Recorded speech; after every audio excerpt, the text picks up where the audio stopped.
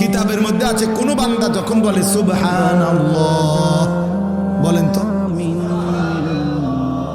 আবার বলেন তো, আল্লাহ বলে এটার অর্থ হলো হে আল্লাহ আমি আপনার পবিত্রতা বর্ণনা করিতেছি, এই সুবহানাল্লাহ অর্থ।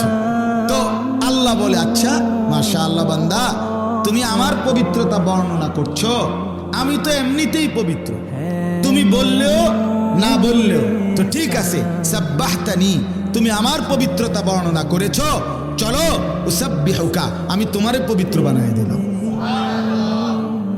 আলহামদুলিল্লাহ বলেন তো, আল্লাহকে আমি বললাম আল্লাহ আমি আপনার প্রশংসা করছি। আল্লাহ বলেন তুমি আমার প্রশংসা করলা, আমি তো এমনিই প্রশংসিত, যাও তোমাকেও আমি প্রশংসিত বানায় দিলাম, মানুষ তোমারে ভালো বলবে।